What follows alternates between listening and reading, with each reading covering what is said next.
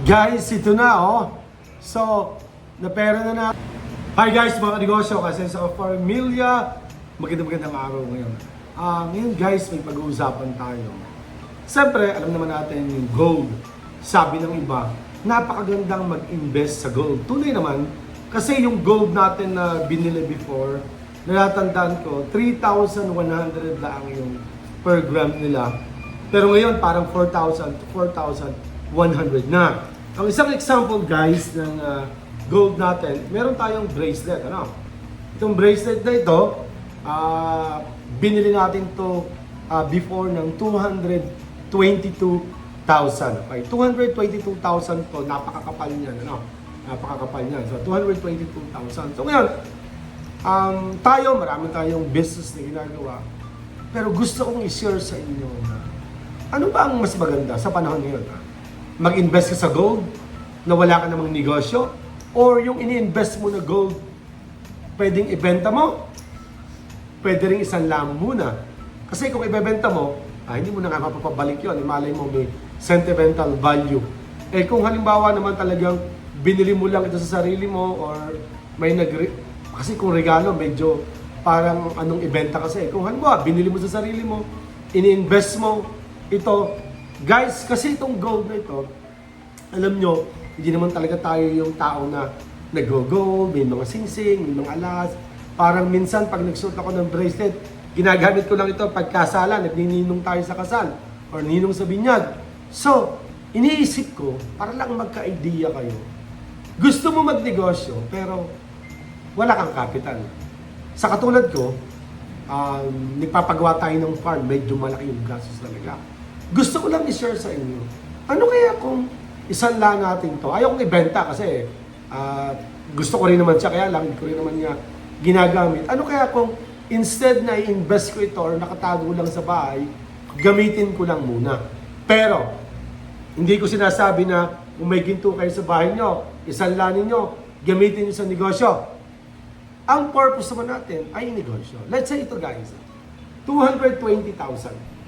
222,000. Siguro ngayon, mataas ito. Mas mataas ang presyo niya. Let's say, isanla natin ng 200,000. Ngayon, iisip tayo ngayon, ano yung negosyo na pwede nating paglaanan ng 200,000 ngayon? Kasi guys, sa Palawan, kung ito ay ilo-loan natin, let's say 200,000. Sa 200,000 ngayon, hindi yun buo na 200,000 na makukuha natin. Ileles na nila yung interest. Para may mga charge pa. So, ileles na nila. Let's say, mag-less na ng 6,000. So, magiging 194.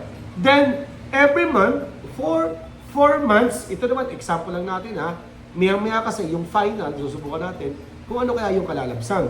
Let's say, 200,000 ang niloan natin sa ginto, sa gold natin ito, sa bracelet. 194 lang yung nakuha natin kasi meron na agad charge sa 6,000. Every month, let's say ngayon is August 11, nagbawas ang 6,000.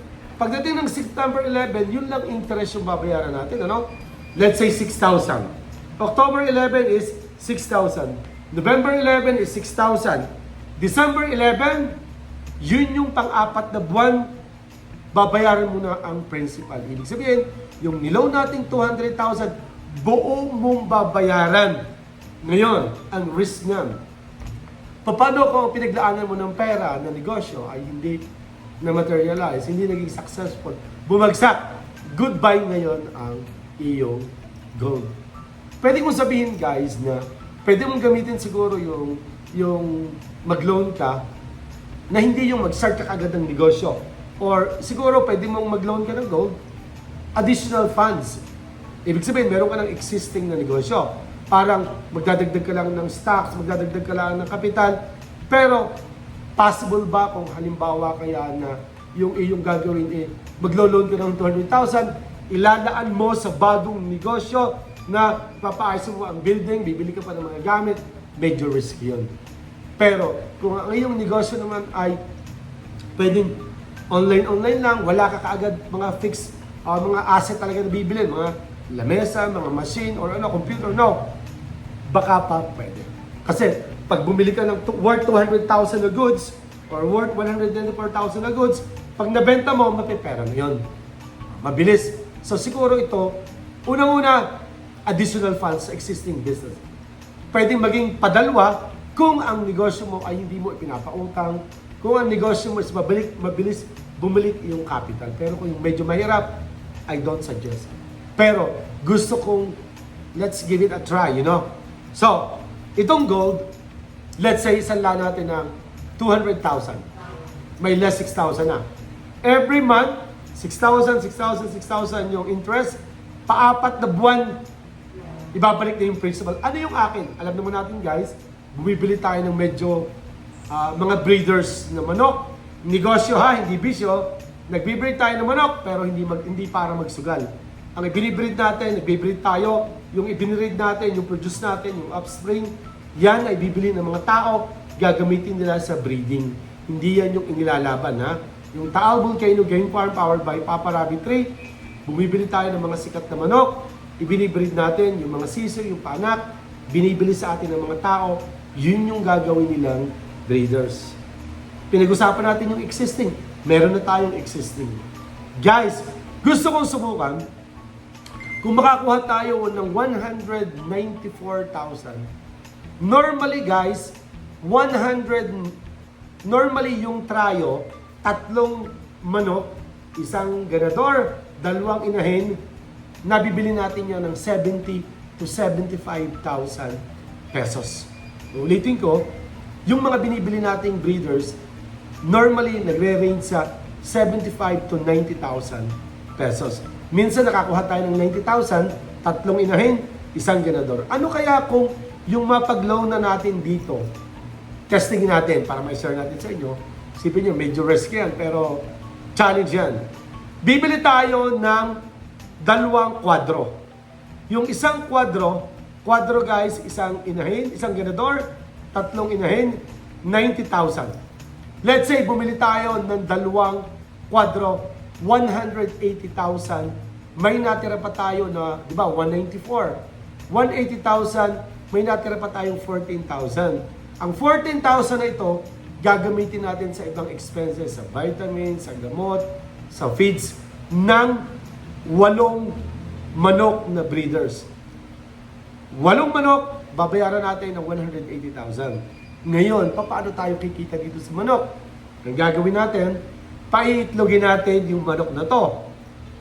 Every day, let's say may mangingitlog ng yung 6 na manok, may mangingitlog ng 4, may mangingitlog ng 5, hindi naman nagiging 100% yan.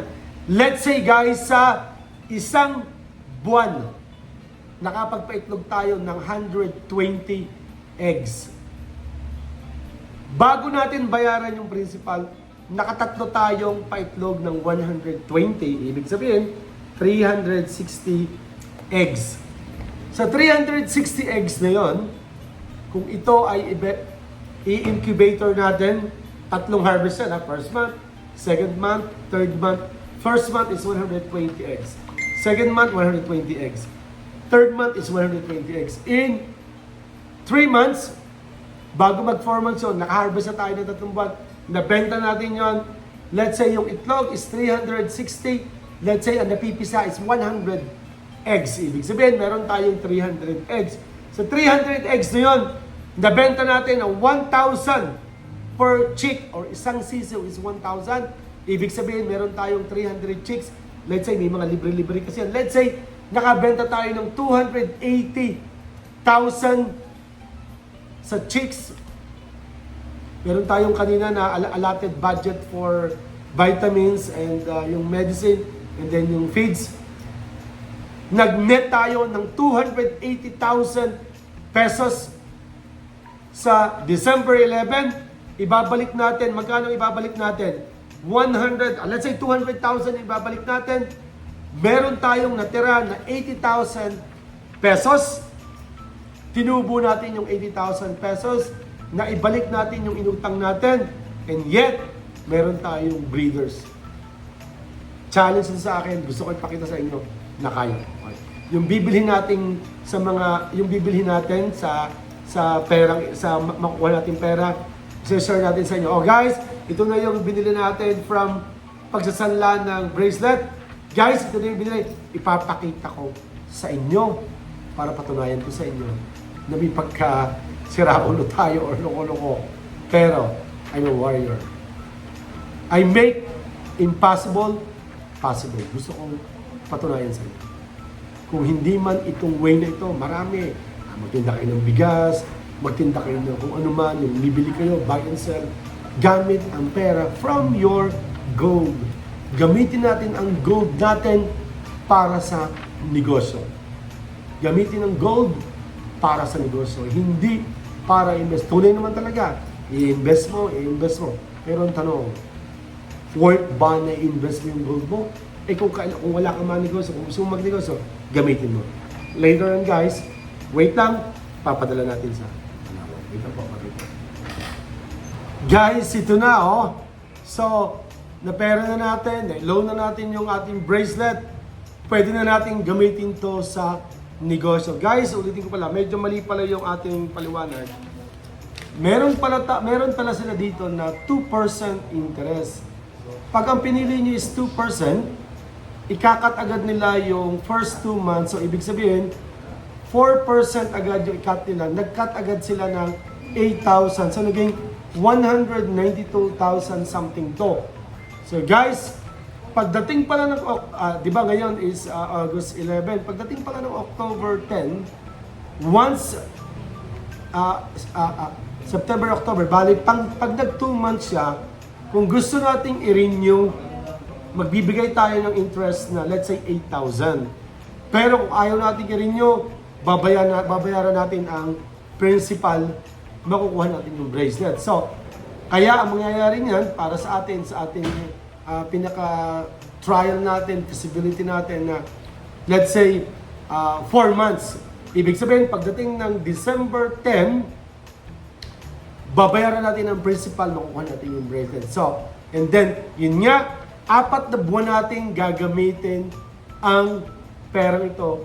Feasible kaya yon, lakasan ng loob, gusto kong subukan, ipapakita ko sa inyo. Pagdating ng November 11, magbablog ulit tayo. That's exactly after 4 months. Malalaman nyo kung ano na ang nangyari sa pera.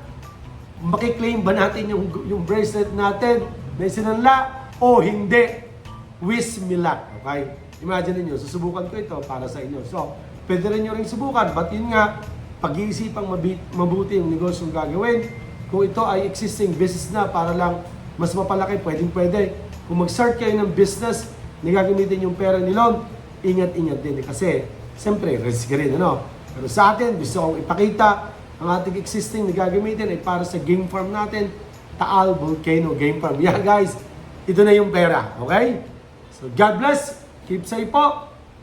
Kita-kits po tayo sa sunod na video. Bye-bye po.